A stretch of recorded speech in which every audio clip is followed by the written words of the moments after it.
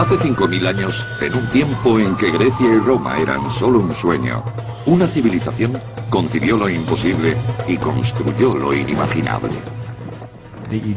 Los egipcios trabajaron a una escala mucho mayor que ningún otro pueblo en milenios. Enriquecidos por sus conquistas y facultados por sus dioses, los indómitos faraones de Egipto construyeron el primer monolito de piedra del mundo antiguo. El edificio más alto, el dique más antiguo, la fortaleza más impenetrable, la ciudad más grande y el mayor monumento al ego de un gobernante. Es un claro mensaje. Cuidado con Egipto. Los constructores egipcios redefinieron los límites arquitectónicos. Pero su camino hacia la gloria eterna estuvo plagado de sangre, traiciones y rotundos desastres.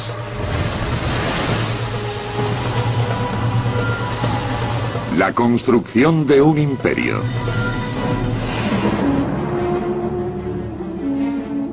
Comienzos del verano, año 3000 a.C. Empiezan a formarse nubes sobre las tierras altas de Etiopía, a 1200 kilómetros al sur de la frontera egipcia. Poco después, la llovizna se convierte en torrente y los arroyos se despiertan con una violenta crecida de agua, removiendo el cieno de color sangre, quemado por el sol del este de África. Más adelante, estas corrientes se combinan para formar el Nilo Azul, que discurre durante 1300 kilómetros hasta desembocar en su río hermano, el Nilo Blanco, en Sudán. Unidos, discurrirán hacia el norte como el Nilo propiamente dicho, un río en el centro de una civilización en desarrollo. Si la inundación no llegaba a un año, habría hambruna. Nadie podría comer. Todos los egipcios pasarían necesidades. A finales de julio, el Nilo se desborda y ocupa todo el valle, inundando todo a su paso.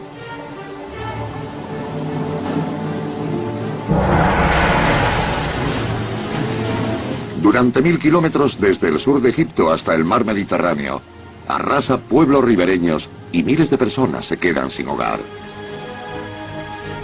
En Egipto, la crecida es un hecho anual, pero una devastación a tal escala es inconcebible.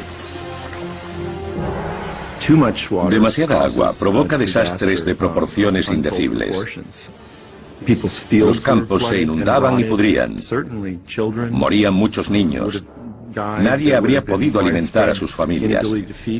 Tenemos datos de que en los peores momentos de hambrunas se dieron casos de canibalismo. Un desastre inenarrable. Mientras la inundación arrasa todos los rincones de Egipto, su nueva capital, Memphis, permanece intacta gracias al enorme dique de 15 metros que la rodea. El primer dique de contención de la historia conocida. El artífice del mismo y de la ciudad que protege es Menes, el primer faraón de la primera dinastía. Es un guerrero con una gran pasión por la construcción, y su ejército acaba de unir el Alto y el Bajo Egipto en un gran reino. El primer rey de Egipto habría sido más poderoso que los caciques previos porque tuvo a todo el país bajo su control. El rey era puesto en la tierra por los dioses para instaurar el orden y mantener el correcto funcionamiento del cosmos. Él mantenía a los egipcios, no solo en su vida presente, sino también en la futura. En Memphis, Menes impondría su voluntad sobre la madre naturaleza con la ayuda de una innovadora tecnología. Hola, soy Peter Weller.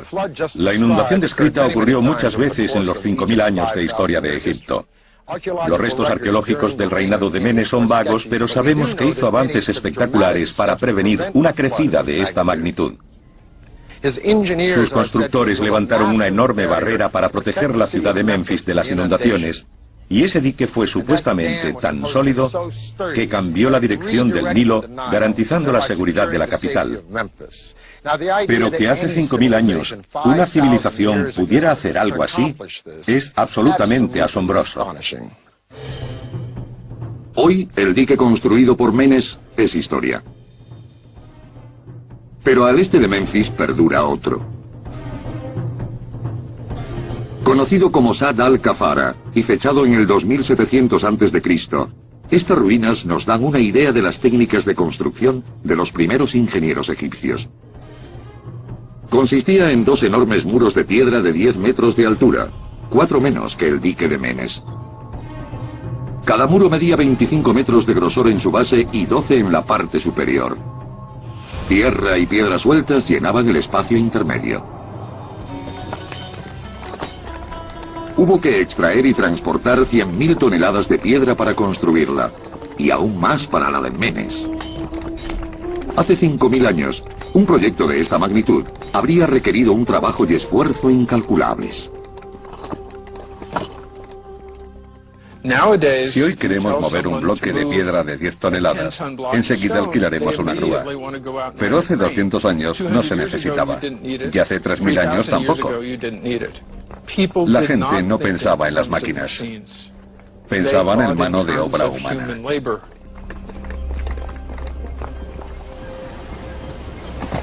Mientras que el dique de Menes duró milenios, las pruebas arqueológicas sugieren que la presa de Sad al-Kafara fue un fracaso monumental.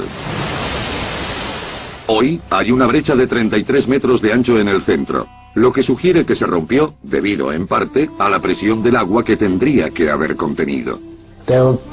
Debió haber una inundación en un punto crucial de la construcción. El agua lo barrió todo y lo arruinó.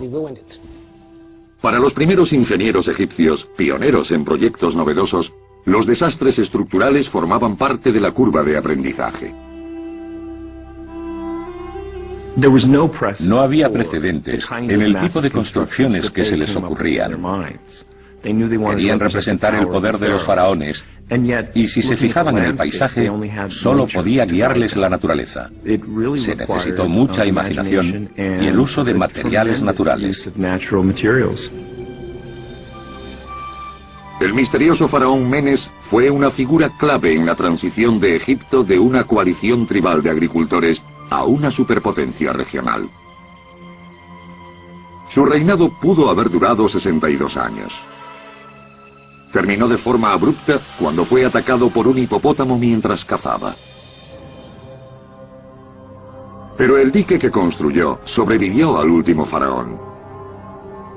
Fue la piedra angular del legado de construcciones egipcias, un logro que impulsaría a generaciones de faraones a intentar proyectos más grandes y audaces. Egipto es la encrucijada entre África y Oriente Próximo. La presencia del río Nilo lo convierte en el único país del desierto del Sahara con un aporte natural continuo de agua. Desde que el ser humano se irguió, hace cientos de miles de años, se ha sentido atraído hacia este río. Al principio, las tribus nómadas que emigraban del África subsahariana a Oriente Próximo siguieron el curso del Nilo. Después de la aparición de la agricultura, hacia el 9000 a.C., las tribus de agricultores empezaron a asentarse en sus orillas.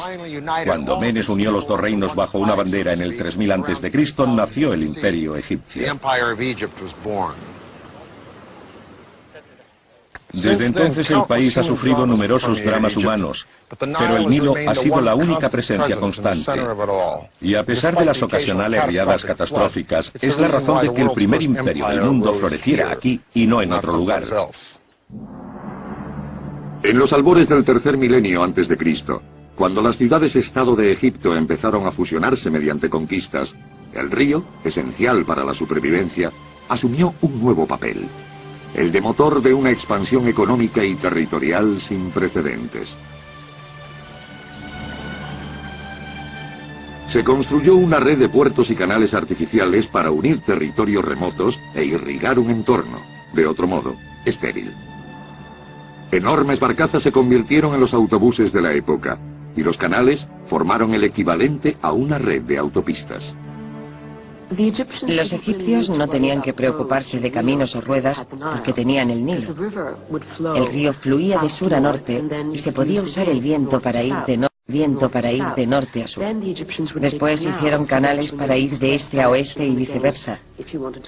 Los ingenieros egipcios fueron grandes constructores de canales de kilómetros y kilómetros de recorrido. Se usaban para transportar todo tipo de cosas, desde personas hasta grano, alimentos o piedras.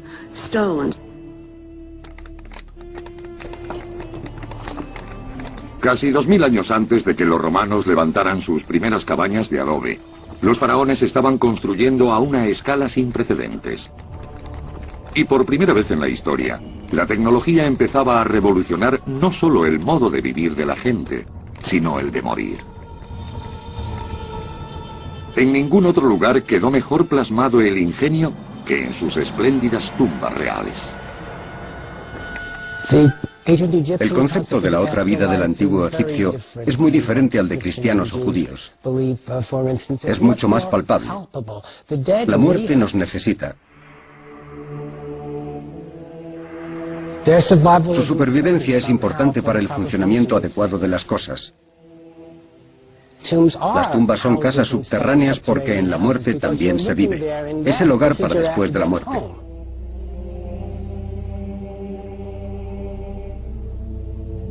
Al principio, las tumbas de los faraones eran sencillas construcciones de adobe llamadas mastabas. Las mastabas constaban de dos elementos principales: una superestructura rectangular sobre el suelo que podía ser visitada por sacerdotes y seres queridos, y una infraestructura de cámaras selladas excavada en el lecho de roca. Estas cámaras albergaban el sarcófago del rey y todos los servicios que necesitaría para la eternidad. Tenían baños y pilas, lugares donde lavarse las manos. Tenían claro que iban a vivir en las zonas subterráneas de la tumba. Las tumbas reales empezaron a ser más sofisticadas y los faraones mandaron construir santuarios separados donde los sacerdotes pudieran adorar a sus espíritus. Este fue el primer paso en la evolución de las tumbas reales desde las sencillas mastabas hasta llegar a los colosales complejos que dominan en la actualidad el desierto occidental de Egipto, las pirámides. Se dice que construyeron más de 100. 80 siguen en pie y contienen suficiente piedra y argamasa para construir un muro de 3 metros de alto por 1,5 de ancho desde Nueva York hasta Los Ángeles. El enorme volumen de piedra que se extrajo de las canteras por todo Egipto y que se trasladó al lugar de la construcción, unido a la organización que debió requerir, es algo que nos resulta inconcebible. Hoy, las pirámides siguen siendo la principal atracción del mundo antiguo, pero no fueron un éxito repentino. Se necesitaron 6 faraones, 4 generaciones de constructores y numerosos desastres para alcanzar unas proporciones tan perfectas. Los constructores de las pirámides comenzaron su búsqueda de la perfección arquitectónica en un lugar llamado Saqqara. En el año 2667 a.C., un joven y emprendedor faraón llamado Zoser ascendió al trono y encargó la primera gran construcción en piedra del mundo. El proyecto de su tumba confirmaría el prestigio de Egipto como la civilización más avanzada del mundo y llevaría a su arquitecto, Imhotep, al panteón de los dioses.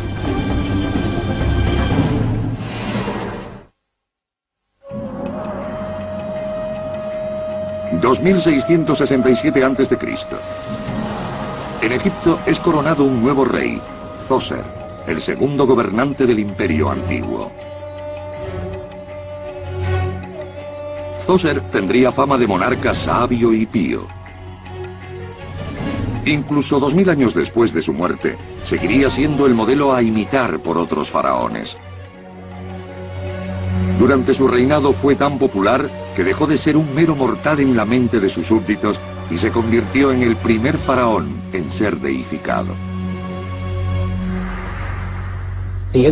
Fue adorado después en la dinastía 19 como el abridor de piedras, lo que es muy significativo. Relacionaron a Zoser con el descubrimiento de la piedra. Uno de los primeros actos de Zoser al subir al poder fue preparar su última morada. Encargó la construcción de su complejo funerario, el lugar de descanso eterno que tendría un papel vital en su vida eterna. Era una idea tradicional. Los reyes de Egipto llevaban siglos construyendo espléndidas tumbas, pero esta vez el resultado sería revolucionario. Aparte de por su tamaño sin precedentes, la tumba de Djoser se diferenciaría de la de sus predecesores en una cosa fundamental. No sería de ladrillos de adobe como las anteriores, sino de piedra. El resto del mundo, las Américas y Europa, no habían llegado aún ni a apilar unas cuantas rocas.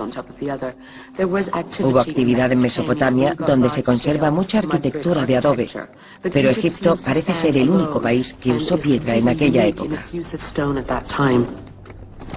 Para construir su tumba soñada, Djoser contó con su mano derecha, un arquitecto de orígenes humildes llamado Imhotep.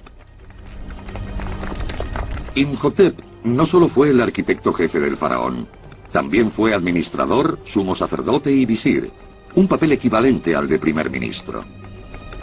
Pero sería su innovador trabajo en el complejo funerario del faraón lo que le procuraría gloria inmortal. Incluso los romanos, grandes ingenieros por derecho propio, lo venerarían un día en su altar. Pero la revolución arquitectónica de Imhotep, que culminaría con la construcción de la primera pirámide del mundo, no surgió de forma repentina. Al principio se dispuso simplemente a construir la mastaba más grande y majestuosa de Egipto. Lo primero era elegir el lugar de enterramiento del faraón. Elegir el emplazamiento de una tumba era un asunto muy complicado. El sol sale por el este y se pone por el oeste. Y si el faraón iba a ser como el dios sol, debería ser enterrado en el oeste. Las tumbas deberían dar al este. Así los muertos verían el sol naciente con la promesa de la resurrección. Djoser eligió Saqqara, un cementerio sagrado que databa de la era del faraón Menes. Estaba situado en la orilla occidental del Nilo, junto a la capital de Memphis. Una vez elegido el lugar, la siguiente tarea consistiría en reunir la mano de obra. Para construir su puerta a la otra vida, el faraón dependería del sudor de sus súbditos. Cuando se piensa en los esclavos, recordamos lo que ocurrió en Estados Unidos antes de la Guerra Civil. Y Egipto no tenía ese tipo de esclavos. Pero la idea de que egipcios de a pie fueran a trabajar a la Gran Pirámide por devoción no deja de ser una exageración. Los obreros eran recompensados con comida, cerveza, ropa y descuentos en los impuestos. Estaban organizados en cuadrillas de unos 20 hombres.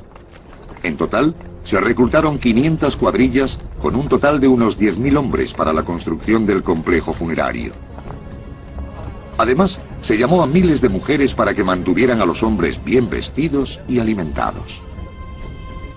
Lo más importante a la hora de levantar una pirámide no es solo la técnica constructiva, sino también la administración. ¿Cómo organizar a más de 10.000 obreros? Vivían en barracones, 55 hombres en cada uno. Iban a extraer piedra en las canteras.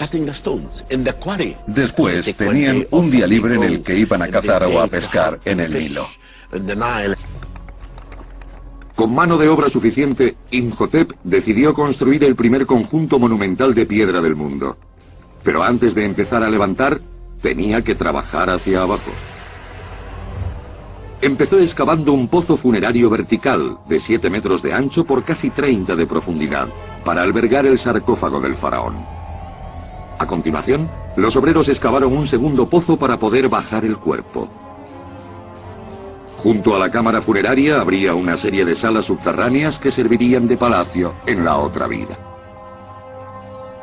A unos 300 metros al sur, se vació una segunda tumba en el lecho de piedra. Como muchos faraones antes y después que él, Djoser tendría 2 tumbas.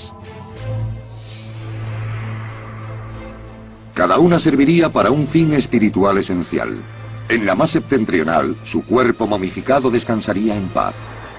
En la meridional se colocarían sus órganos internos embalsamados y sellados en canopes. Durante la momificación, una de las partes más importantes era vaciar el cuerpo de todos sus órganos internos, porque si se quedaban dentro, el cuerpo se pudría y reventaba. Se sacaban los pulmones, el hígado, el estómago y los intestinos, y se secaban usando una mezcla de sal y bicarbonato sódico. Unas semanas después, cuando se habían secado, se limpiaban, se untaban de aceite, se envolvían en vendas y se colocaban en cajas.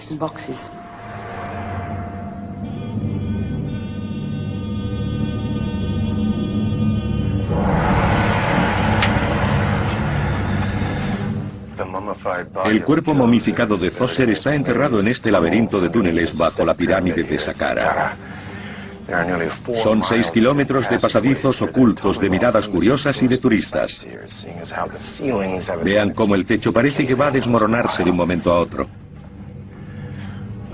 Cuando Moisés salió de Egipto, este lugar ya llevaba aquí más de 1000 años. El propósito de muchos de estos túneles sigue siendo un misterio. Algunos pudieron haber servido para disuadir o confundir a los ladrones de tumbas. Otros quizá fueran obra de los propios profanadores. Pero como casi nadie ha bajado hasta aquí, nunca sabes qué vas a encontrarte a la vuelta de la esquina. Como un pasadizo secreto o una escalera. Es muy fácil confundirse. Por ejemplo, si se llega a un cruce y se toma a la derecha en vez de a la izquierda, se puede uno perder fácilmente. Ahora estoy muy cerca de la cámara donde está enterrado Zoser, pero delante hay una serie de salas que servirán como palacio funerario.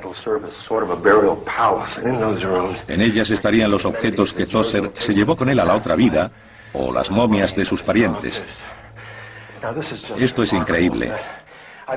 Llevo descendido cientos de metros y me encuentro con esta cámara debajo del lecho de roca que probablemente alberga los huesos de un pariente de Zoser. Como esto.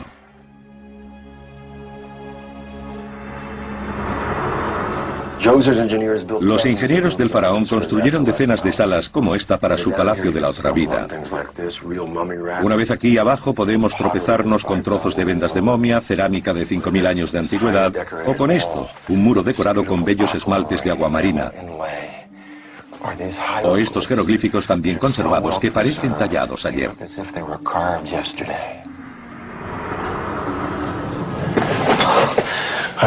Estoy sentado sobre los escombros de la cámara funeraria de Zoser. Sobre mí hay una enorme rampa. Habrían hecho descender su cuerpo para que pudiera descansar aquí. Esta sala es el centro del complejo funerario del faraón. En su día fue soportado por estas vigas fenicias, del actual Líbano, y tienen unos 4600 años de antigüedad.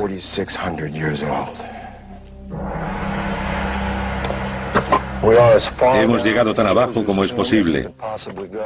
Algunos dicen que esta zona es anterior a Zoser. Aquí hay un sarcófago de alabastro que contuvo probablemente a un pariente del faraón. Sobre nosotros está la pirámide.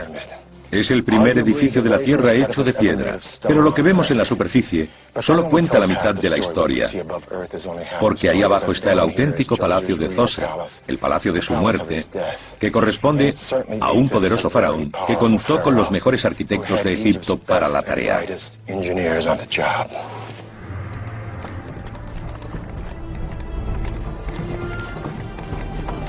Mientras continuaban las obras en la infraestructura del complejo, Imhotep se centró en la superestructura que lo aislaría para siempre del mundo exterior. Con montañas vírgenes de piedra caliza y mano de obra a su disposición, Imhotep avanzó, cruzando los dedos, hacia una frontera inexplorada.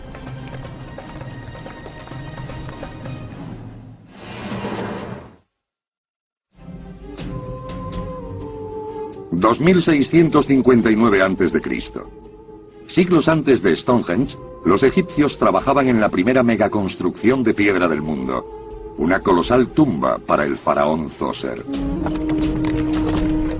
Al frente del proyecto, Imhotep, el arquitecto real. En una ladera de piedra caliza cerca de Saqqara, miles de obreros eran los primeros en trabajar en una joven industria, la extracción de piedra. perfeccionaban un sistema para cortar, extraer y transportar bloques enormes.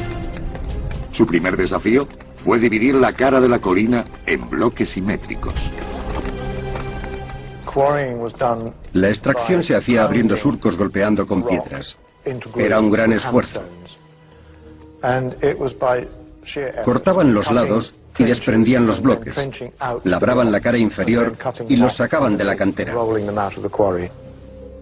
Cuando se extraían las piedras, había que arrastrarlas sobre un desigual terreno desértico hasta el lugar de la construcción, usando cuerdas, trineos, músculos y sudor. Parece que ya tenían ruedas, pero para arrastrar objetos pesados sobre la arena, la rueda no es lo más recomendable. Eran mucho más apropiados los trineos, que fue lo que usaron. Con el proyecto en buenas manos, Zoser se centró en fortalecer su imperio. Fue el primero en iniciar labores mineras en la península del Sinaí, engrosando las arcas de la nación, con un constante suministro de turquesas y cobre. Amplió las fronteras de Egipto hacia el sur, hasta Asuán, la llamada primera catarata del Nilo, que seguiría siendo la frontera meridional del país durante gran parte de su historia. 10 años después de subir al poder, el faraón se sentía con fuerzas, y la tradición egipcia dictaba que el trabajo en su tumba debía continuar hasta su muerte. Con la obra terminada, y con tiempo de sobra para construir algo mejor y más grande, Imhotep puso sus miras en el cielo y comenzó una serie de ampliaciones que revolucionarían la arquitectura. Sobre su mastaba añadió una más pequeña, encima una tercera, y después una cuarta, apilándolas como capas de una tarta. Con los bloques de piedra firmemente en su sitio, decidió hacer algo más grande, extendiendo los 4 escalones hacia el oeste y añadiendo 2 más encima. La tumba de Zoser tomó gradualmente una forma que ningún egipcio había visto antes. La innovadora forma terminaría siendo conocida como pirámide escalonada. Es como si Imhotep hubiera resuelto en la forma arquitectónica de una sola construcción toda la evolución que va desde los sencillos montículos que existían antes hasta las enormes pirámides que se harían después. Después de casi 2 décadas de trabajo, la pirámide escalonada de Zoser alcanzó 20 pisos de altura. Y rodeándola, un complejo en construcción que terminaría siendo el modelo a seguir en los enterramientos reales. Al norte se construyó un pequeño palacio. Junto a él 2 casas ceremoniales representando el Bajo y el Alto Egipto. Alrededor del complejo, mayor que un estadio de fútbol, un enorme muro de piedra caliza que alcanzaba 3 pisos de altura.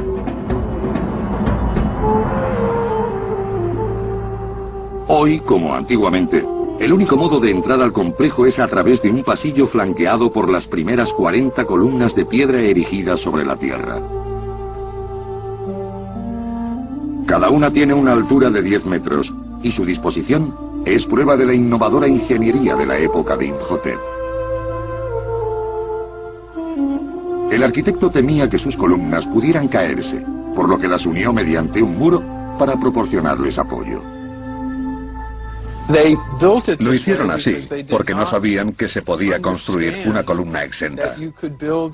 Era un avance arquitectónico, y todo se hacía por ensayo y error.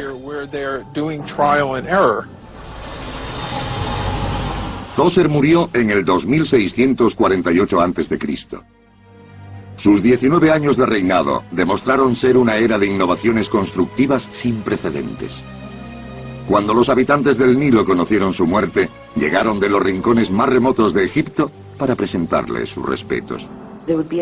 Habría una enorme procesión saliendo del valle con sacerdotes, plañideras que irían mesando sus cabellos y llorando por la muerte de su rey. Es posible que un joven llamado Snefru estuviera allí presenciando la despedida final de Zoser.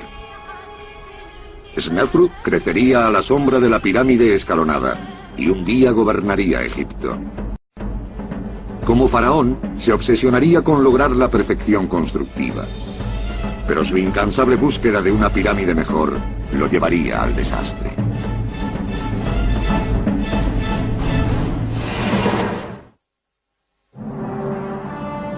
(2613 a.C.) 35 años después de la muerte de Djoser, un faraón llamado Snefru sube al trono y funda la cuarta dinastía de Egipto. Es hijo del faraón anterior, Huni.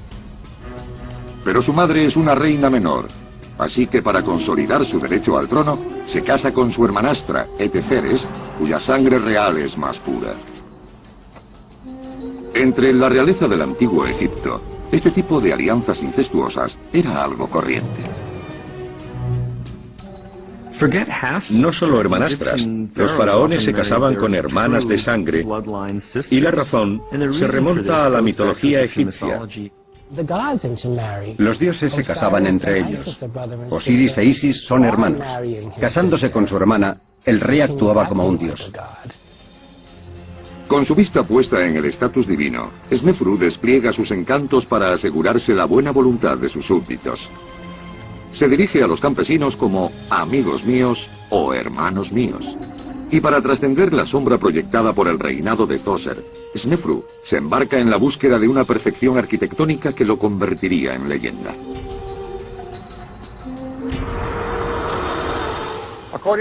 Según los griegos, había 7 maravillas en el mundo antiguo: los jardines de Babilonia, el coloso de Rodas, el templo de Diana en Éfeso y las pirámides de Egipto entre ellas.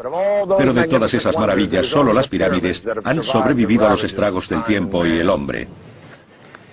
El reinado de Snefru proporcionó el vínculo esencial entre la pirámide escalonada de Djoser, innovadora pero primitiva, y la gran pirámide de Keops en Giza, 3 generaciones después, considerada el culmen de la construcción de pirámides.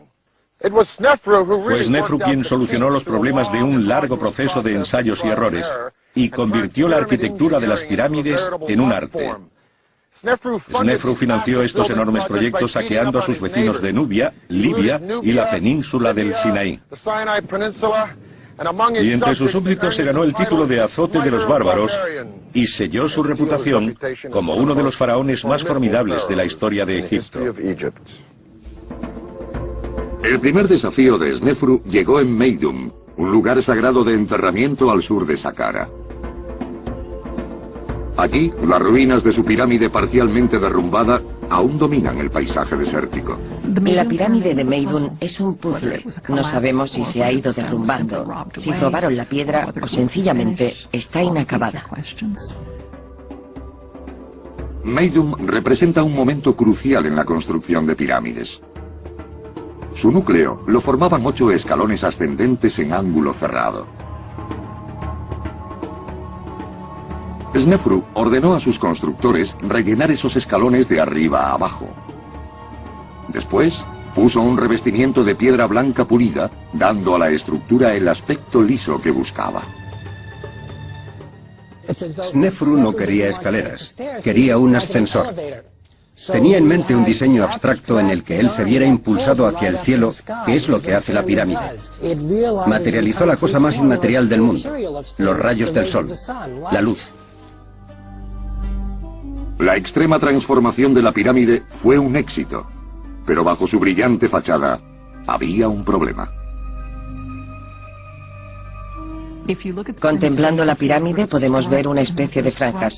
Esas bandas representan las pulidas superficies exteriores de las 2 pirámides escalonadas internas. Esas no experimentan fricción y cuando se construye algo sobre ellas, al empezar a resbalar, no tiene dónde agarrarse. Hoy, 4.600 años después de su construcción, los signos de destrucción de la pirámide de Meidum son claramente visibles. Solo permanecen intactos 3 de los 8 escalones originales, y el revestimiento externo añadido después por Snefru yace en un enorme montículo a sus pies. ¿Podría ser esta la prueba de un derrumbamiento catastrófico? No creo que la teoría del derrumbamiento de la pirámide de Meidum sea cierta, porque en el Imperio Nuevo tenemos pruebas de un hombre que visitó la pirámide y habló de su esplendor. Si se hubiera derrumbado en el Imperio Antiguo, nunca podría haber hablado de ella. Pero lo que Snefru hizo a continuación corrobora la teoría del derrumbamiento. En su segunda década como faraón, abandonó la pirámide de Meidum y empezó de nuevo en Dashur, un trozo virgen de desierto a tiro de piedra de Saqqara. Allí, sus arquitectos se dispusieron a levantar la primera pirámide auténtica. Pero mientras trabajaban, estuvieron a punto de sufrir otro desastre.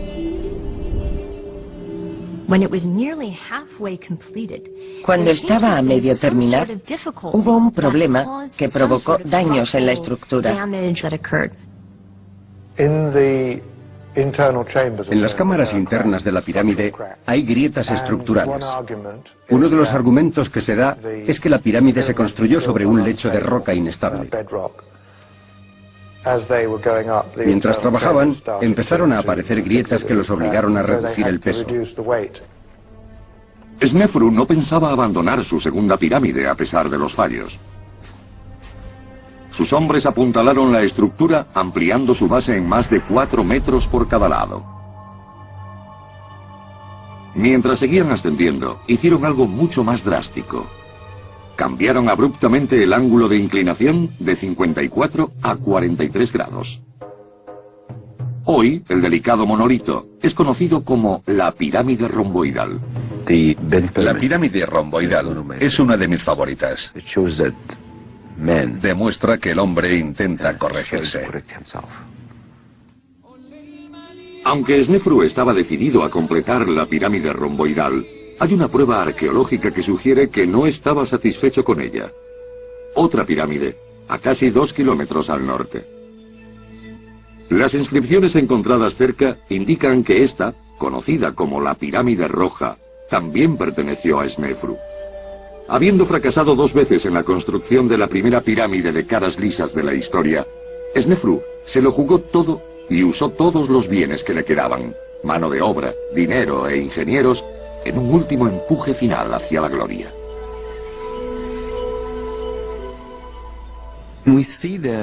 Hizo todo lo que pudo por crear esta forma ideal.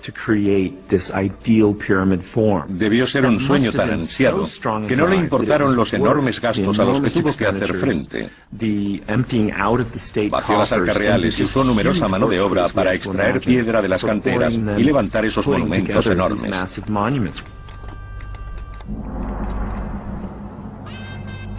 Construir una tercera pirámide significaría sangrar a todo el imperio. Pero Snefru, siempre astuto político, sabía cómo venderse a sí mismo y a su obsesión. Snefru era un genio de las relaciones públicas. Fue el primer rey en usar su nombre personal en vez del nombre con el que subió al trono. Se humilló para conquistar, por decirlo así. Se hizo accesible para ser más grande, más famoso y más divino. En un intento de evitar los problemas estructurales que los había acosado antes, los arquitectos de Snefru buscaron un ángulo de inclinación más gradual. También fortalecieron la base usando enormes bloques de mejor piedra caliza. Los bloques habrían sido enormes. Los constructores confiaban en poder colocar enormes bloques de piedra con un peso de varias toneladas en vez de los más pequeños que fueron usados en la pirámide escalonada. Para arrastrar cada piedra a su lugar, un grupo de 20 hombres tiraban de un trineo de madera por una rampa de adobe, roca y escombros. Se iba echando agua delante de los hombres para reducir la fricción. 4.600 años después, continúa el debate sobre la construcción de esas rampas de adobe. Hay 3 teorías. La primera dice que se construyó una enorme rampa recta en un lado de la pirámide. La segunda, que había un sistema de rampas en espiral que la rodeaban. Y la tercera teoría asume una combinación de las 2 anteriores. Nunca se encontrarán pruebas de esta rampa alrededor de la pirámide. Todo el mundo tiene una teoría, pero no podemos decir al 100% cómo fue. Tras colocar los enormes bloques y el ápice, se dispuso un revestimiento exterior de piedra caliza blanca de gran calidad. Empezaron desde la cima hacia abajo, puliendo las piedras con cinceles de cobre. El acabado del revestimiento exterior de las pirámides debió ser un trabajo de gran destreza. Podemos saber lo que debió ser la pirámide de Dashur viendo la pirámide romboidal desde abajo. El revestimiento liso sigue manteniendo toda su delicadeza. Es como mirar una lámina de vidrio. Costó 3 intentos y varias décadas, pero al final la búsqueda de la perfección de Snefru triunfó. La pirámide roja a mi espalda es la primera auténtica construida. Sus arquitectos no solo supieron erigir un monumento de paredes lisas y simétricas, también dominaron el proceso de construir grandes cámaras en su interior. A las cámaras de la pirámide de Snefru solo se puede acceder a través de una abertura a 30 metros de altura en su cara norte. Al final de un largo pasillo que desciende hasta ras de suelo, el espacio se abre en la primera de 3 habitaciones, construida para albergar los restos de Snefru y todos sus tesoros inmortales. Construir una cámara así de grande dentro de la estructura de una pirámide fue todo un logro, por la presión ejercida por millones de toneladas de piedra. Para dispersar esa presión, a los constructores se les ocurrió una innovación muy ingeniosa: el techo abovedado con ménsulas. Fueron haciendo escalones cada 10 centímetros y construyeron una especie de pirámide invertida en el techo de la cámara funeraria. En lo alto se llega a un punto estrecho que podía salvarse fácilmente. La cámara enterrada en la pirámide roja es la cámara funeraria, un espacio con un techo de 15 metros de altura. En 1950 se descubrieron aquí los huesos de un hombre de mediana edad, pero sin inscripción que lo identificara, por lo que no sabemos quién fue. Algunos egiptólogos creen que eran los huesos del mismo Snefru. Otros dicen que el faraón fue enterrado en la pirámide romboidal porque ésta tiene un complejo funerario más completo alrededor. Lo cierto es que no sabemos qué fue de Snefru, y es un misterio que puede que nunca se resuelva. Las 3 décadas de reinado de Snefru terminaron hacia el 2589 a.C., pero sus monumentos funerarios le aseguraron su inmortalidad. Las excavaciones en Dashur han revelado que incluso 2000 años después de su muerte, se dejaban ofrendas de incienso en su memoria. El hijo y sucesor de Snefru, Keops, construiría sobre las bases de su padre y crearía la pirámide más grande y perfecta jamás construida: la Gran Pirámide de Giza.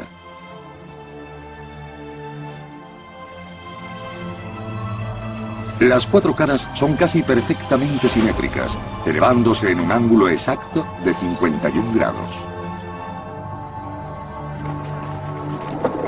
Cuando Keops construyó este imponente monumento, el antiguo imperio de Egipto estaba en la cima de su riqueza y poder. Pero 4 siglos después, el gran imperio de los constructores de pirámides se sumía en la oscuridad.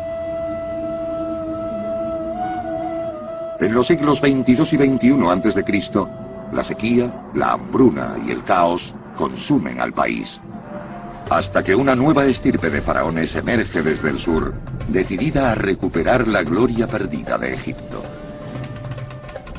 Sus implacables campañas militares extenderían las fronteras del imperio más lejos que nunca, y dejarían un rastro de sangre, miedo e impenetrables fortificaciones que renovarían el dominio absoluto de Egipto.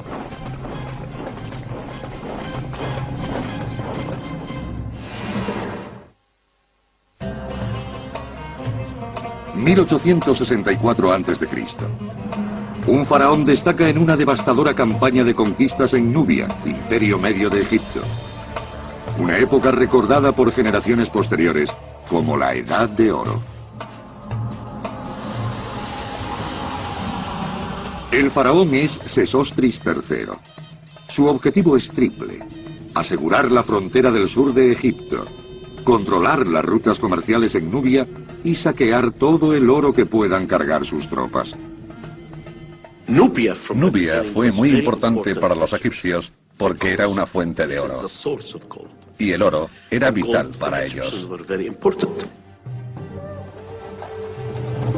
El camino al oro pasaba por un grupo de guerreros nubios.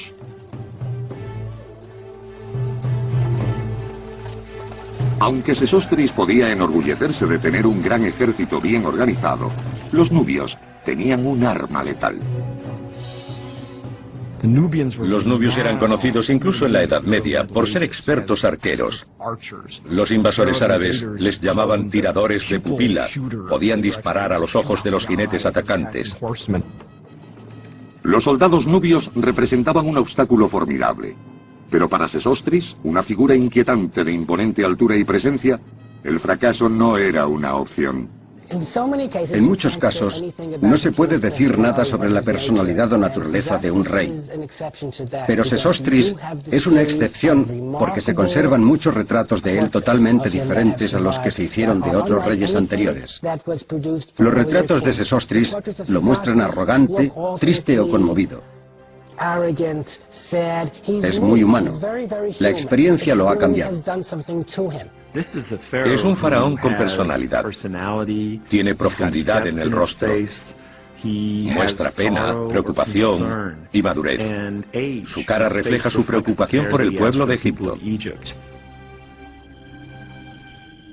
Como pronto experimentarían los nubios, el amor del faraón por su pueblo no se extendía a sus enemigos.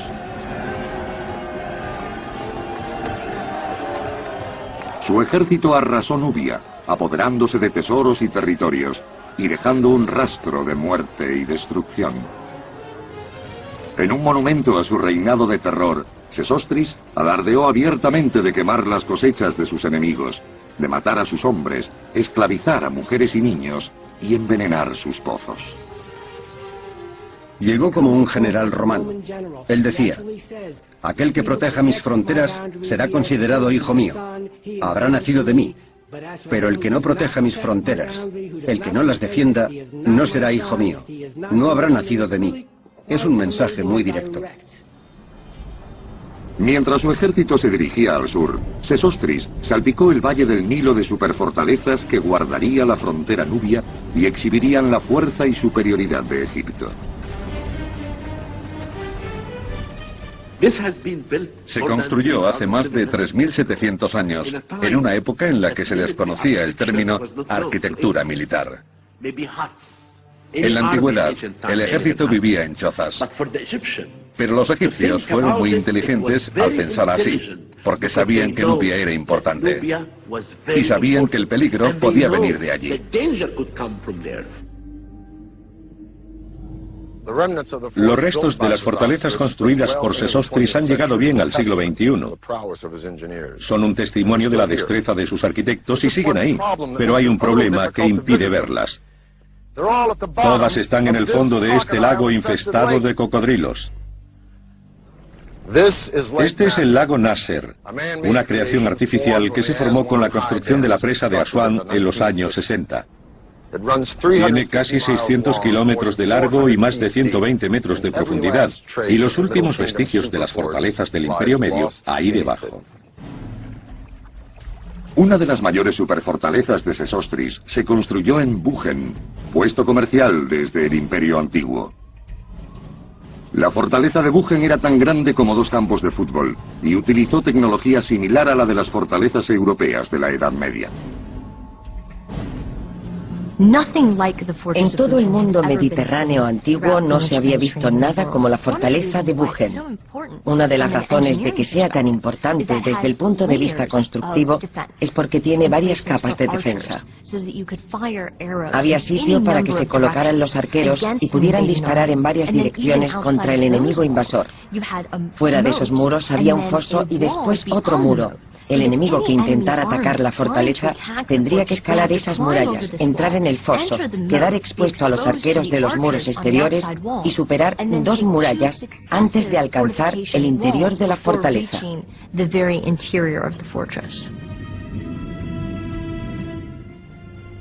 La fortaleza Buchen podía albergar a 1000 soldados, incluyendo a los nubios cautivos, que eran obligados a servir 6 años en el ejército del faraón. Al final de su reinado, la red de fortalezas de Sesostris se extendía 300 kilómetros al sur de Asuán, hasta el actual Sudán. Fortaleció el dominio de Egipto sobre la región. Sesostris reinó 39 años. Siglos después de su muerte, en 1831 a.C., sus guarniciones siguen defendiendo la frontera nubia. Pero no siempre serían controladas por los egipcios. En el transcurso de los 2 siglos siguientes, sus conquistas se fueron debilitando, mientras el Imperio Medio se venía abajo. Se volvió frágil, se debilitó. Kerma creció como potencia en Nubia y las fortalezas pasarían a sus manos aparentemente sin signos de grandes conflictos o destrucciones. Mientras los soldados nubios volvían a aparecer por el sur, una tribu guerrera de Oriente Próximo, conocida como los Hyksos, conquistó el norte. El otrora glorioso imperio egipcio se marchitaba. Egipto estuvo bajo asedio durante los siguientes 100 años. Pero en el siglo XVI a.C. surgiría un nuevo imperio de faraones nativos y reestablecería la antigua prominencia del país. Entre sus gobernantes se encontraría una reina que rompería las barreras y reivindicaría un poder absoluto 14 siglos antes del nacimiento de Cleopatra.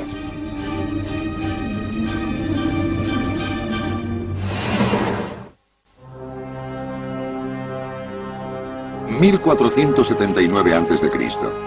La muerte del faraón Tutmosis II dejó un vacío de poder en el palacio real. Su hijo, concebido con una concubina, Tutmosis III, es proclamado rey, pero solo es un niño y no puede gobernar solo. La reina viuda, Hatshepsut, interviene para ocupar su puesto. Se convierte en la corregente del niño, pero gobierna como un faraón. Hatshepsut empieza a tener cada vez más poder político y en el 7º año del reinado conjunto con Tutmosis III se hace llamar a sí misma rey. Se suponía que Hatshepsut no podía ser rey, porque en el antiguo Egipto ese trabajo estaba reservado a los hombres. Las mujeres no podían gobernar. Para que el sexo no fuera un problema, Hatshepsut simplemente lo cambió. Su silueta empezó a parecer la de un hombre. Llevaba la tradicional barba egipcia y su cuerpo no mostraba las características femeninas. Para ser tomada en serio como faraón, sabía que debía hacer edificaciones como tal. Y para inmortalizar su reinado, ordenó la construcción de un enorme templo funerario en la orilla occidental de Tebas, ciudad natal y sede del poder de los faraones del Imperio Nuevo. Serviría como santuario a su espíritu tras la muerte y perpetuaría su relación con los dioses. Para construirlo contó con el arquitecto Senemmut, un plebeyo que tenía una relación muy especial con ella. A mucha gente le gusta pensar que Hatshepsut y Senemmut eran algo más que amigos profesionales. Lo cierto es que se conserva un grafiti obsceno con sus nombres encima, mostrándolos en posturas comprometidas, que alimentó los rumores.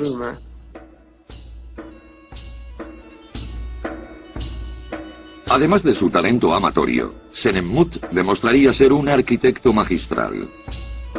El templo de Hatshepsut en Deir el-Bahari es la prueba perdurable de su genio y un testimonio de su amor eterno. Lo hizo movido por amor, no por servicio a la reina. Lo hizo para su amada Hatshepsut. Por eso el templo es único. Es diferente a cualquier otro de Egipto. Hoy, el templo está rodeado de un árido desierto. Pero en la antigüedad, jardines y estanques lo habrían convertido en uno de los monumentos más espléndidos del mundo. El templo se levanta en 3 niveles de terrazas, construidas en la falda de una escarpada pared de piedra caliza. Las terrazas están interconectadas por una amplia escalera central. Los pisos superiores se sustentan sobre largos pórticos con columnas. En los muros del interior de uno de ellos hay relieves que representan la concepción divina de Hatshepsut. El templo de Hatshepsut fue un gran vehículo de propaganda. Hay una escena en la que se muestra al dios Amón acercándose a su madre. Después hay un momento íntimo en el que es concebida Hatshepsut con la ayuda de varias diosas. La siguiente escena describe un gran recibimiento por parte de los dioses y cómo estos la aclaman como reina divina.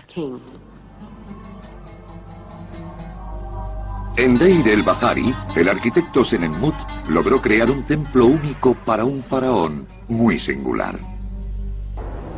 El proyecto tardó 15 años en completarse, durante los cuales Tutmosis, el joven faraón, se hizo adulto. Pronto reclamaría su derecho al trono.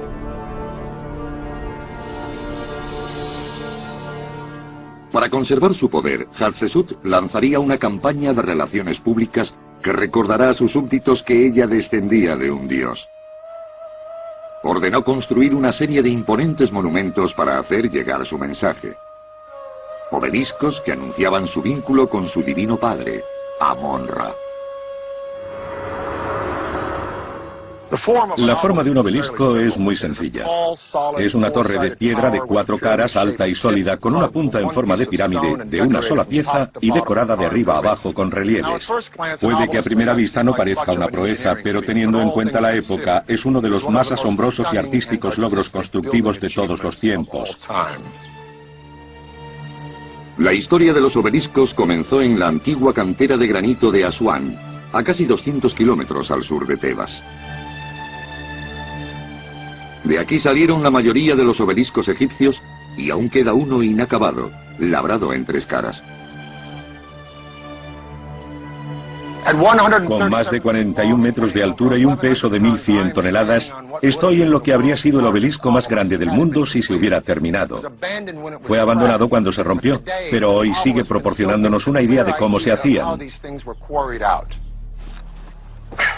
Los obreros golpeaban el granito usando bolas de dolerita como esta. La dolerita es más dura que el granito, por lo que a base de fuerza y tiempo acaba desconchándose. Para cortar un obelisco de este tamaño, los expertos calculan que se habrían necesitado 130 hombres trabajando un año entero. Imagínese golpeando todo un año de su vida para que se fracture y tenga que abandonarlo. En algo sí hubo suerte, no tuvieron que moverlo.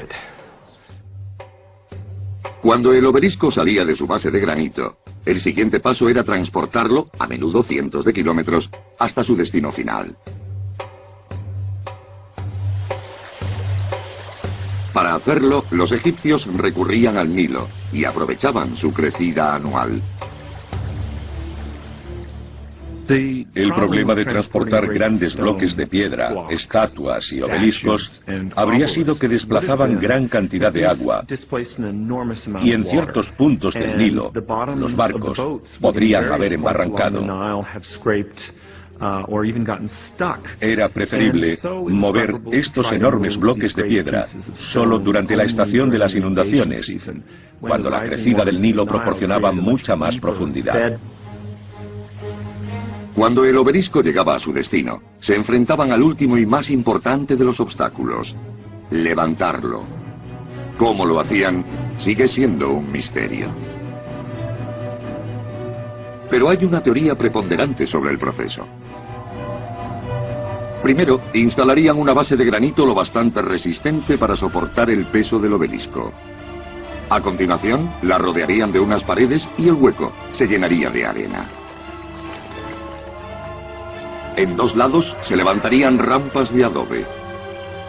Usando cuerdas y una serie de trineos situados debajo del obelisco, los obreros lo irían subiendo por una rampa y descendiendo por la otra hasta que se clavara en la arena.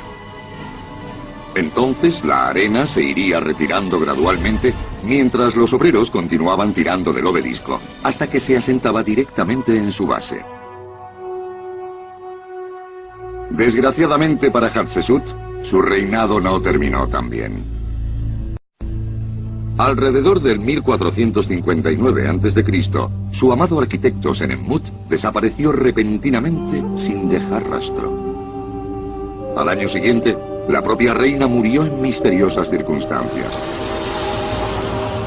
La mujer más poderosa de Egipto, la patrocinadora del logro arquitectónico más moderno del imperio, se desvanecía calladamente en la historia. No podemos decir cómo murió. No se ha encontrado su cuerpo. Hallamos su tumba, pero aún no se ha descubierto su cuerpo. Es otro misterio al que nos enfrentamos. 35 siglos después sigue sin haber pruebas. Pero hay un principal sospechoso, el hijastro de Hatshepsut, Tutmosis III. El heredero legítimo dominado por su madrastra pudo haber sido el último en reír. Después de subir al poder, las estatuas y monumentos de Hatshepsut fueron destruidos y su nombre fue eliminado de los registros oficiales. Tutmosis se convertiría en un gran conquistador, ampliando las fronteras del imperio más que ningún otro faraón, desde la actual Siria hasta el centro de Sudán. Después de Tutmosis III, Egipto dominó esos territorios como nunca antes. Se convirtieron en vasallos del rey egipcio. En ese sentido, fue un conquistador. 1200 años después de que se construyera la primera pirámide, Egipto estaba en la cima de su poder. Pero cuando parecía invencible, aparecería un faraón rebelde cuya radical visión del mundo haría temblar el imperio desde sus cimientos. Su insaciable deseo de poder absoluto daría lugar a la construcción de una nueva capital ideada para colocarlo como el centro del universo.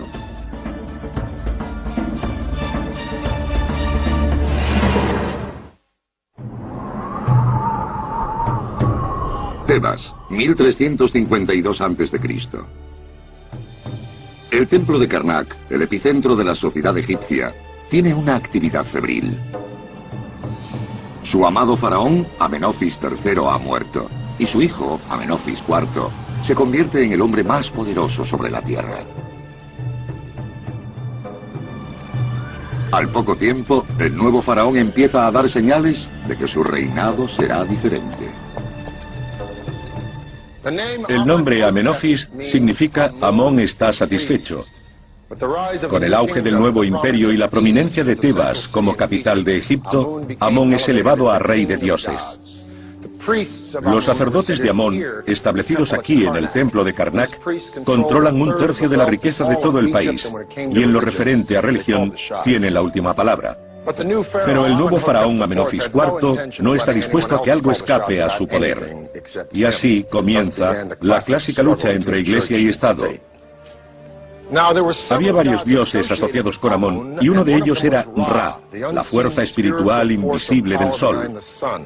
El disco del sol y sus rayos. Lo que se podía ver era un dios llamado Atón. Amenofis desarrolló una religión en torno a este dios secundario que hasta ese momento había tenido un papel menor, pero que gracias al nuevo faraón cobraba protagonismo. Durante un viaje al norte, en el 5º año de su reinado, Amenofis llegó a una zona de árido desierto protegida por altos riscos. Aquí, Atón le habló y le dijo que fue donde empezó la creación. Conmovido por su encuentro espiritual, el faraón cambió su nombre por el de Akenatón, el sirviente de Atón, y decidió abandonar la capital de Egipto, Tebas, la actual Luxor, y construir una nueva ciudad en este lugar virgen a 290 kilómetros de distancia. Es como si el presidente de Estados Unidos cerrara el Capitolio, se marchara a Texas e instalara allí la nueva capital.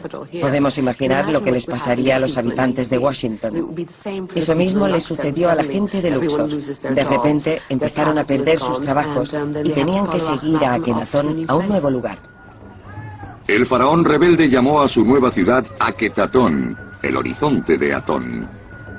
Hoy es conocida como Amarna, y conserva pocos vestigios de las enormes edificaciones que la convirtieron en la gran metrópolis que fue hace más de 3.300 años. Akenatón quiso construir la ciudad inmediatamente para poder trasladarse cuanto antes. Su impaciencia hizo que sus arquitectos tuvieran que inventar un nuevo modo de construir más rápido. Respondieron con una idea innovadora: pequeños bloques de piedra caliza cortados a tamaño estándar que podían ser transportados fácilmente. Los bloques, llamados talatat por los arqueólogos, fueron los precursores de los modernos materiales prefabricados de construcción. Los talatat fueron muy útiles porque resultaba muy rápido construir con ellos. No se necesitaba muchos obreros para mover un solo bloque de piedra. Es más fácil tener a muchos llevando un bloque cada uno, como si fueran ladrillos.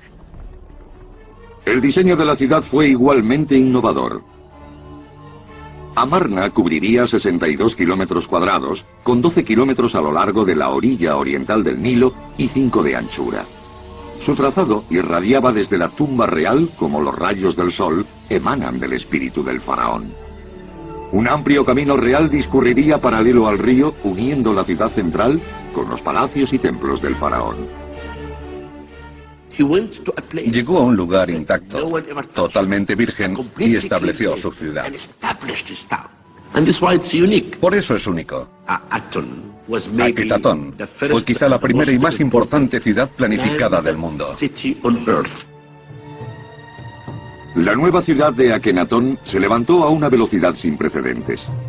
A los 2 años de su fundación, ya albergaba a 20.000 personas y tenía todos los servicios necesarios para mantener a una población floreciente. Los límites de la ciudad quedaron marcados por grandes relieves llamados estelas fronterizas. Algunas han sobrevivido, y sus inscripciones transmiten sin lugar a dudas qué terrenos hay entre ellas. El faraón había creado su propio universo en Amarna, situándose él y su familia en el centro de todo. En todas las representaciones de Amarna, todo aquel que no perteneciera a la realeza aparece inclinado ante Akenatón y la familia real. Parece que exigía que todo el mundo se inclinara ante su presencia de un modo nunca visto con los faraones precedentes. El rey Sol tenía 4 enormes palacios en la ciudad, cada uno con su propia finalidad personal y espiritual. El único que se conserva de modo perceptible es el Palacio del Norte. Aquí se han encontrado restos de animales y espectaculares pinturas murales con aves salvajes, lo que indica que fue este el retiro privado del faraón. Pero también hay restos de un frondoso jardín. Y los cimientos de una sala del trono con columnas, donde Akenatón pudo haber recibido a visitantes importantes. La obsesión del faraón por los excesos también se extendió a los santuarios de Amarna. A 3 kilómetros al sur del Palacio del Norte están las ruinas de un complejo conocido como el Pequeño Templo de Atón. La palabra pequeño es inexacta. El complejo cubre 6.000 metros cuadrados, más del doble que la Casa Blanca.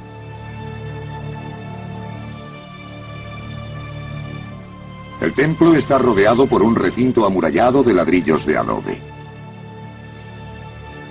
En el interior había 3 patios separados por altas puertas llamadas pilonos. En la religión egipcia, los pilonos se asocian con las 2 montañas del horizonte.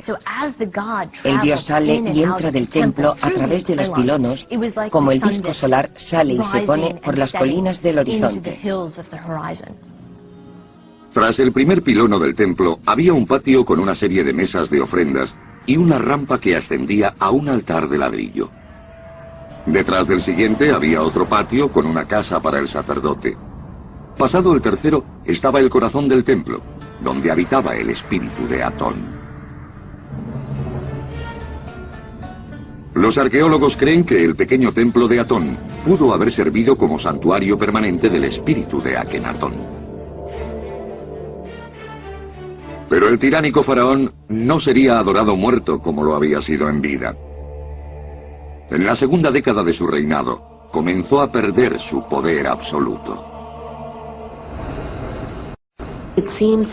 Parece que Akenatón empezó a centrarse cada vez más en su religión y fue abandonando las responsabilidades de Estado.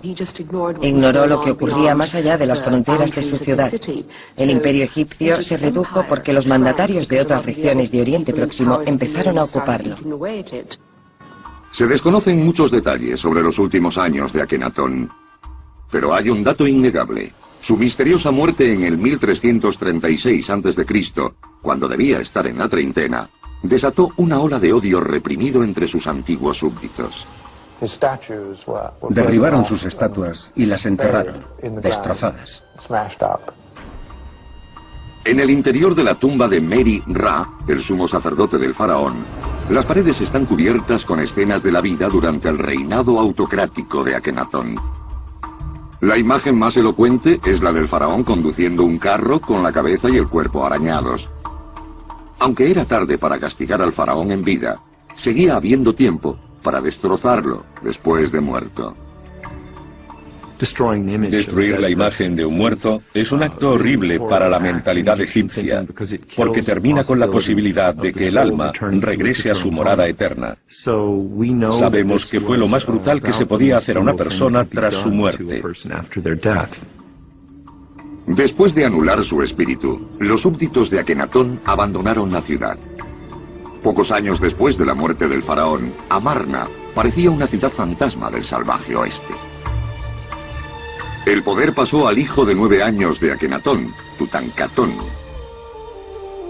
El rey Tut ansiaba distanciarse de su padre, por lo que reinstauró el poder supremo del dios Amón, cambió su nombre por el de Tutankamón y volvió a trasladar la capital a Tebas. Aquí, los faraones que le siguieron construirían las tumbas más asombrosas de la historia de Egipto y las llenarían de los tesoros más valiosos jamás reunidos. Estas tumbas siguen enclavadas entre las colinas y riscos del cementerio más famoso del mundo, el Valle de los Reyes.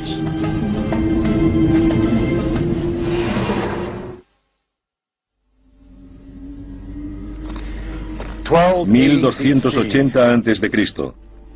El sol sale por la orilla occidental de Tebas y empieza otra semana al servicio del faraón para los obreros que viven aquí en el pueblo de Der el Medina. Todas las mañanas estos hombres se despiden de sus mujeres e hijos y comienzan una caminata de 1 hora hasta su trabajo al otro lado de estas montañas, en un lugar conocido hoy como el Valle de los Reyes. Ahora asociamos este lugar con el faraón Tutankamón, popularmente conocido como Rey Tut, cuya momia fue encontrada en 1922. Pero oro y objetos personales aparte, la tumba de Tut es una de las más pequeñas y sencillas de todo el valle. La tumba empezó a construirse 40 años después de que fuera enterrado durante el reinado de Seti I. Cuando Seti llegó al poder en el 1294 a.C., heredó un frágil imperio. Egipto llevaba 6 décadas tambaleándose por culpa del caótico reinado de Akenatón. Existía la necesidad de recuperar el poder egipcio y llevarlo a su esplendor tradicional, devolviendo al imperio a las cotas alcanzadas bajo Tutmosis III. Seti I se enfrentaba a un verdadero reto, ya que quería recrear ese imperio. Seti era un soldado curtido en batallas que había servido como jefe supremo del ejército. Con la disciplina y determinación esperadas de un veterano militar, restauraría el orden en el reino y el poder absoluto en el trono. Su estrategia descansaría en 2 tácticas probadas: la conquista y la construcción. Seti dejaría su huella en el templo de Karnak con la legendaria sala hipóstila, una de las maravillas de la arquitectura antigua. Era un vasto bosque de 134 columnas, algunas con una altura de un edificio de 7 pisos. Las columnas son tan anchas que se necesitan 10 hombres para rodear una. Los antiguos egipcios quisieron hacer una gran sala. Desgraciadamente, no supieron dominar el espacio interior. Así que si se quiere una sala grande, hay que llenarla con gran número de columnas. Escondida en un rincón de Karnak, hay una columna inacabada que revela cómo levantaron los constructores de Seti los inmensos pilares de piedra pulida. Primero se llenaba la zona alrededor de la base de la columna con piedras y escombros. Después se subían las piedras labradas y se iban colocando una sobre otra. Cuando se llega al techo, se empieza a quitar la tierra y se decoran las superficies de columnas y paredes. Al final, cuando se han retirado todos los escombros y revestimientos, se tiene una columna perfecta. Mientras que las columnas de la sala hipóstila sustentaban el legado arquitectónico de Seti, los relieves de las paredes reafirmaban su persona. El faraón estaba decidido a reclamar el territorio noreste, perdido durante el periodo de Amarna. Lanzó una serie de ataques militares en Siria y Palestina, donde se apropió de puertos fenicios y rutas comerciales. Los relieves de Karnak muestran a Seti capturando y matando a prisioneros de guerra durante esas campañas. Mientras los soldados aterrorizaban a los vecinos de Egipto, los obreros de Seti preparaban su morada eterna en el Valle de los Reyes. Allí, el ritmo de trabajo fue lo más parecido a una cadena de montaje. Primero, un equipo de canteros empezó a tallar la tumba con cinceles de cobre. Iban equipados con lámparas de aceite que se sabía cuánto tardaban en apagarse. Si agotaban las lámparas, los patrones sabían que habían trabajado el tiempo estipulado, pero si no, sabían que les engañaban. Los enlucidores iban detrás de los canteros, cubriendo las rugosas paredes de una capa de yeso y cal para alisarlas. Cuando las paredes estuvieran preparadas, llegarían los artistas y trazarían el boceto del maestro. Los bosquejos se harían con tinta negra. Después llegaría el maestro y los corregiría en rojo. En algunos lugares aún se conservan las correcciones. Se ve dónde se equivocaron. Los dibujos identificaban al faraón con el dios Sol Ra y representaban su viaje por el inframundo durante la noche. En la cámara funeraria de la parte posterior de la tumba, ese viaje culminaría con la ascensión del faraón a la mañana siguiente para comenzar su viaje celestial. Cuando estas escenas estuvieran esbozadas, las paredes pasarían a manos de los escultores, que cincelarían meticulosamente la superficie que rodea a cada dibujo para crear un relieve tridimensional. Algunos se especializaban en manos, otros en caras. Había diferentes personas trabajando en varias partes de la pared de la tumba. Cuando la pared estaba terminada, entonces se pintaba. A medida que los equipos de obreros se adentraban en la montaña, iba quedando claro que la tumba de Seti sería diferente a cualquier otra. Comenzaba con un gran pasillo en la entrada que descendía antes de llegar a un pozo vertical diseñado para recoger agua de lluvia y ladrones. La profanación de tumbas era un peligro constante. Gracias a documentos encontrados en Deir el-Medina, el pueblo donde vivían los ladrones, sabemos que de vez en cuando los involucrados en robos de tumbas eran descubiertos y procesados. Si los ladrones lograban pasar el pozo, al otro lado se encontrarían con una trampa, una falsa cámara funeraria. Era lo bastante grande para ser la tumba de un faraón, pero vacía y sin terminar, haría creer que no había nadie enterrado allí. Pero bajo el suelo, a la izquierda de la falsa cámara, se ocultaba una escalera secreta. Llevaba a otro largo pasadizo que conducía a la auténtica cámara del faraón. Allí es donde fue enterrado Seti I. La tumba de Seti es fantástica. No se había encontrado nada así antes. Aunque hay otras tumbas muy bonitas en el Valle de los Reyes, la suya es la más decorada de todas. Seti I, cuyos triunfos, construyendo y guerreando, habían devuelto a Egipto su gloria anterior, murió inesperadamente en el 1279 a.C. Un examen de su momia indica que tenía menos de 40 años. Tras la muerte de Seti, la antorcha pasó a su hijo, Ramsés II. Ramsés sería padre de más de 100 hijos. Sobreviviría a la batalla más legendaria del antiguo Egipto y llenaría cada rincón del imperio de enormes monumentos a su ego. Su reinado de 67 años marcaría la cima de la gloria de Egipto y plantaría las semillas de su desaparición.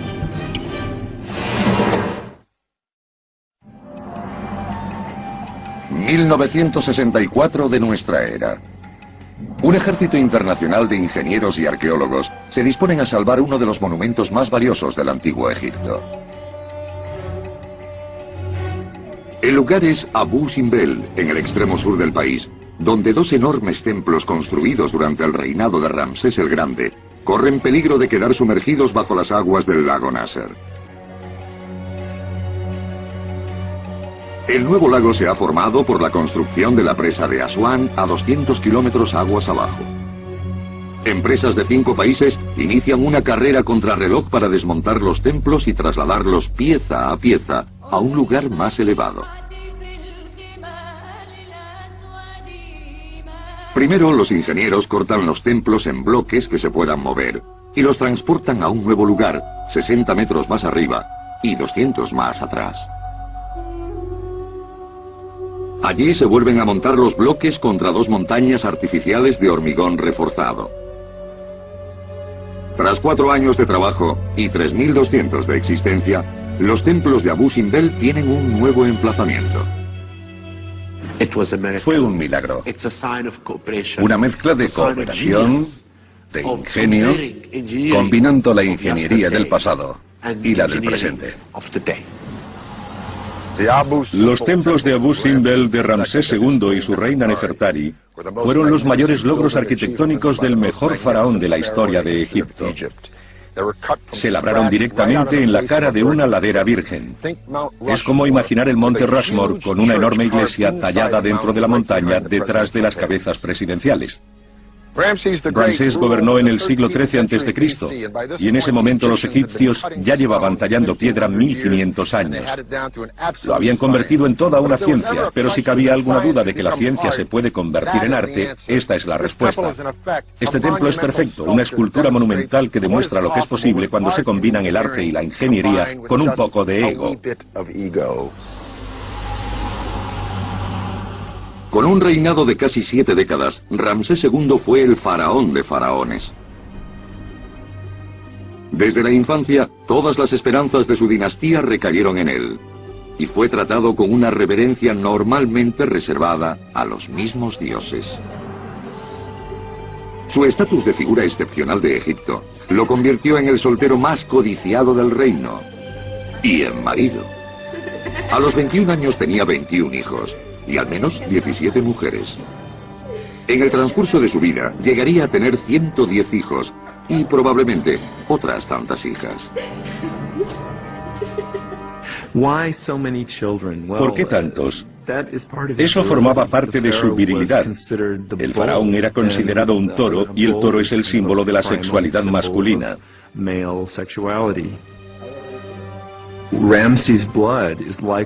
Su sangre se propagaría en tales proporciones que 1000 años después habría cientos de miles de personas que aún llevaran genes de Ramsés el Grande.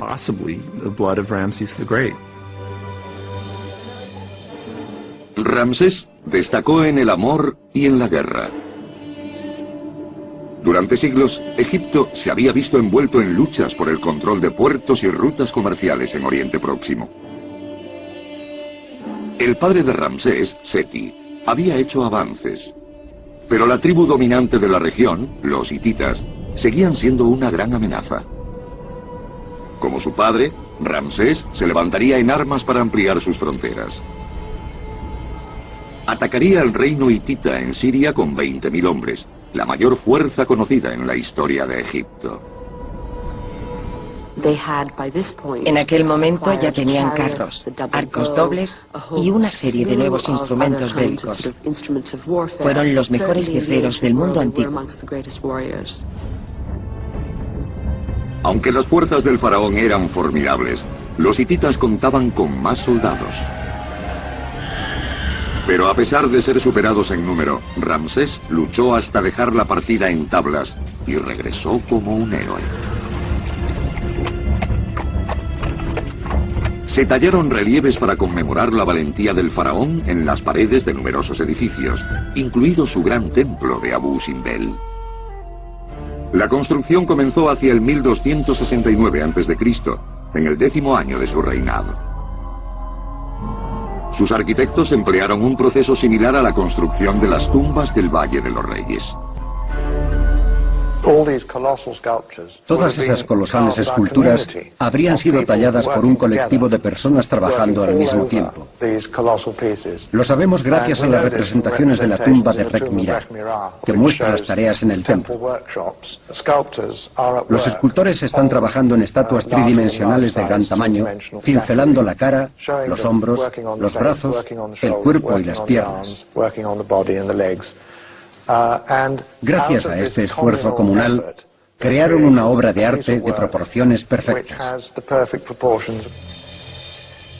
Las estatuas de Ramsés en el exterior del gran templo tienen 21 metros de altura, lo que las convierte en las más grandes esculpidas en Egipto.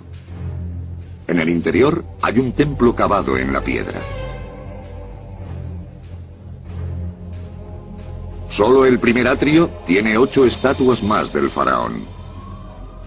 Más allá hay una serie de cámaras, un segundo atrio, un santuario y cámaras más pequeñas que podrían haber servido de almacén para las ofrendas sagradas.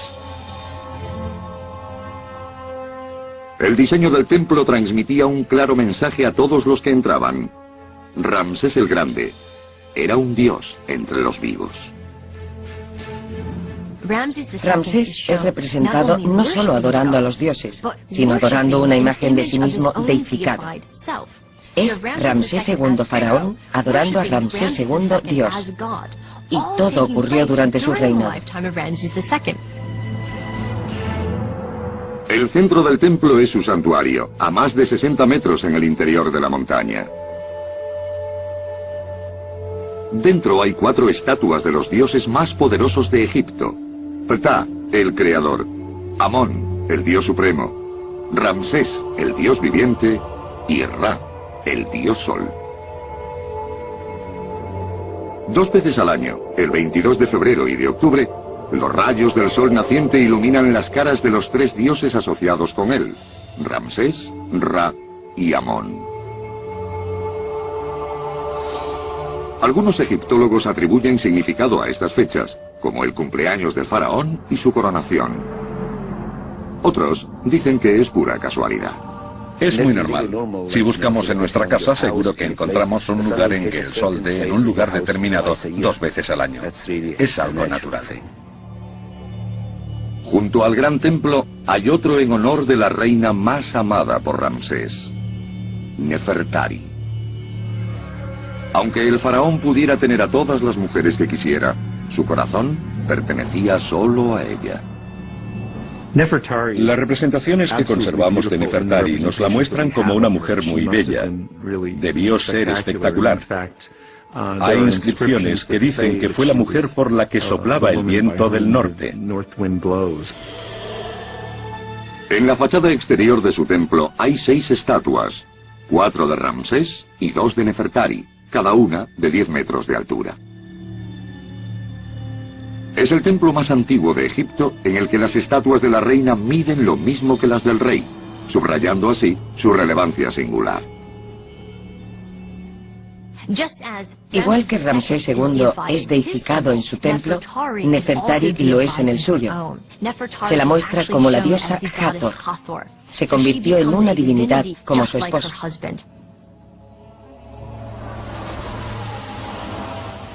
Durante el reinado de Ramsés II, los templos de Abu Simbel sirvieron de recordatorio a los viajeros de que en el horizonte había un poderoso imperio.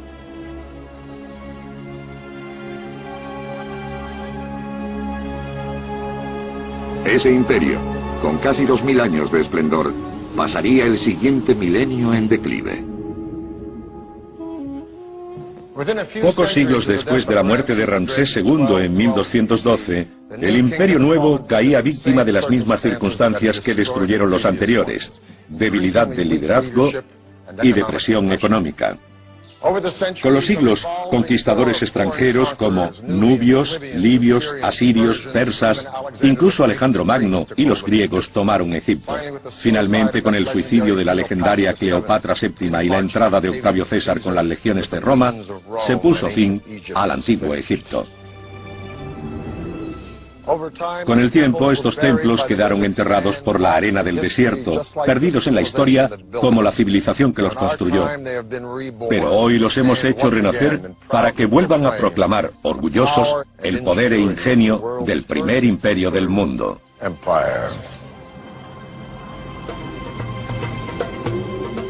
Los egipcios sentaron las bases de la edificación. Fueron los inventores de la construcción.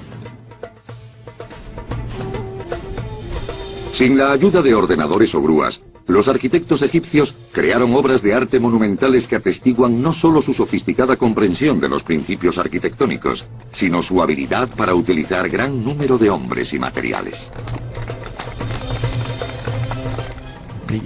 Los egipcios trabajaron a una escala mucho mayor que ningún otro pueblo en milenios. Debieron tener una gran confianza en sí mismos y en su capacidad constructiva. Pero los imponentes edificios que dejaron son resultado de algo más que granito, piedras y mano de obra. Resumen un genio sin parangón, una tecnología incomparable y el comienzo de la eterna lucha de la humanidad para construir un puente entre lo humano y lo divino.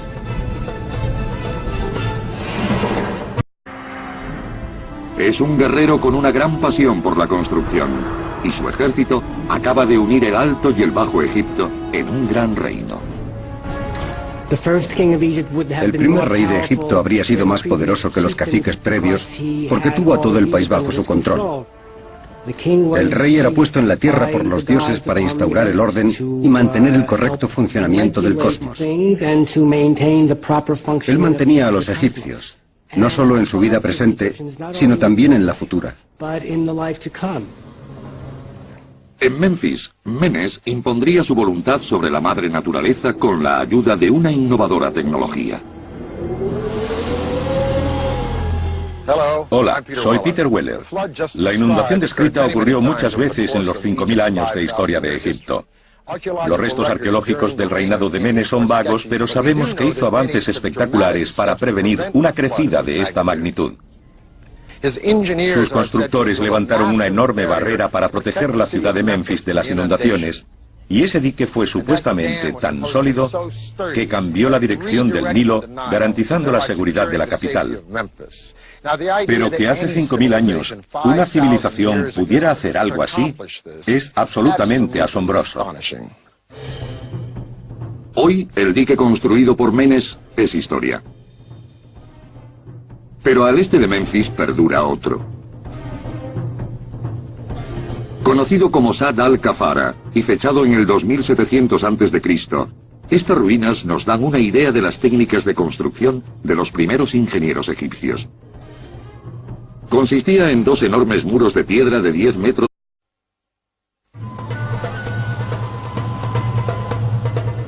Hace 5000 años, en un tiempo en que Grecia y Roma eran solo un sueño, una civilización concibió lo imposible y construyó lo inimaginable. Los egipcios trabajaron a una escala mucho mayor que ningún otro pueblo en milenios. Enriquecidos por sus conquistas y facultados por sus dioses, los indómitos faraones de Egipto construyeron el primer monolito de piedra del mundo antiguo. El edificio más alto, el dique más antiguo, la fortaleza más impenetrable, la ciudad más grande y el mayor monumento al ego de un gobernante. Es un claro mensaje. Cuidado con Egipto. Los constructores egipcios redefinieron los límites arquitectónicos. Pero su camino hacia la gloria eterna estuvo plagado de sangre, traiciones y rotundos desastres.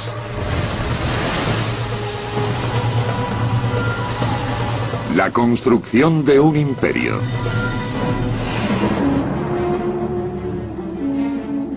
Comienzos del verano, año 3000 a.C. Empiezan a formarse nubes sobre las tierras altas de Etiopía, a 1200 kilómetros al sur de la frontera egipcia. Poco después, la llovizna se convierte en torrente y los arroyos se despiertan con una violenta crecida de agua, removiendo el cieno de color sangre, quemado por el sol del este de África. Más adelante, estas corrientes se combinan para formar el Nilo Azul, que discurre durante 1300 kilómetros hasta desembocar. La imaginación y el uso de materiales naturales. El misterioso faraón Menes fue una figura clave en la transición de Egipto de una coalición tribal de agricultores a una superpotencia regional. Su reinado pudo haber durado 62 años. Terminó de forma abrupta cuando fue atacado por un hipopótamo mientras cazaba. Pero el dique que construyó sobrevivió al último faraón. Fue la piedra angular del legado de construcciones egipcias, un logro que impulsaría a generaciones de faraones a intentar proyectos más grandes y audaces.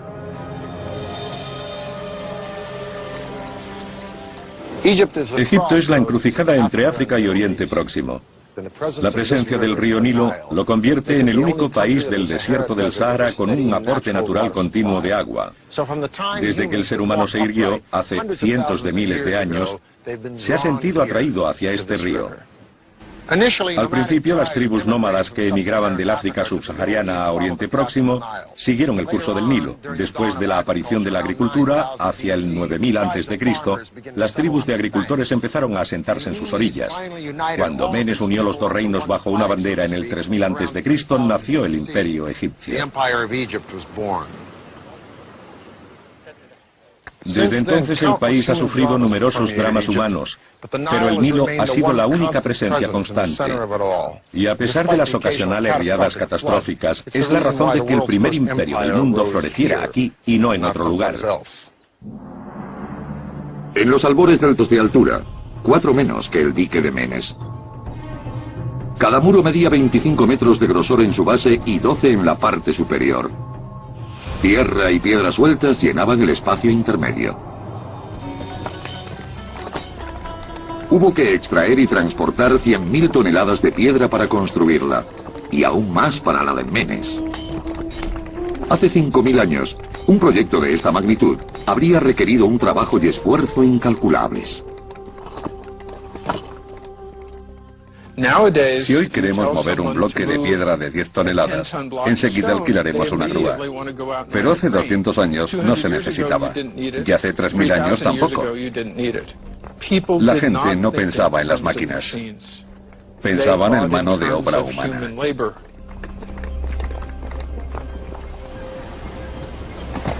Mientras que el dique de Menes duró milenios, las pruebas arqueológicas sugieren que la presa de Sad al-Kafara fue un fracaso monumental.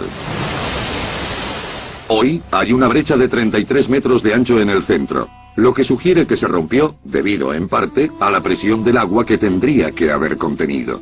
Debió haber una inundación en un punto crucial de la construcción. El agua lo barrió todo y lo arruinó. Para los primeros ingenieros egipcios, pioneros en proyectos novedosos, los desastres estructurales formaban parte de la curva de aprendizaje. No había precedentes en el tipo de construcciones que se les ocurrían. Querían representar el poder de los faraones, y si se fijaban en el paisaje, solo podía guiarles la naturaleza. Se necesitó mucho. En su río hermano, el Nilo Blanco, en Sudán. Unidos, discurrirán hacia el norte como el Nilo propiamente dicho, un río en el centro de una civilización en desarrollo. Si la inundación no llegaba a un año, habría hambruna. Nadie podría comer. Todos los egipcios pasarían necesidades. A finales de julio, el Nilo se desborda y ocupa todo el valle, inundando todo a su paso.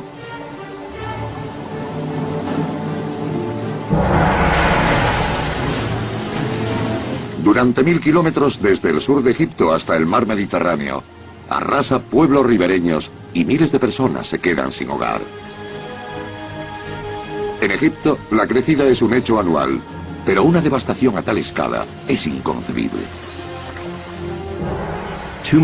Demasiada agua provoca desastres de proporciones indecibles. Los campos se inundaban y pudrían. Morían muchos niños. Nadie habría podido alimentar a sus familias. Tenemos datos de que en los peores momentos de hambrunas se dieron casos de canibalismo. Un desastre inenarrable.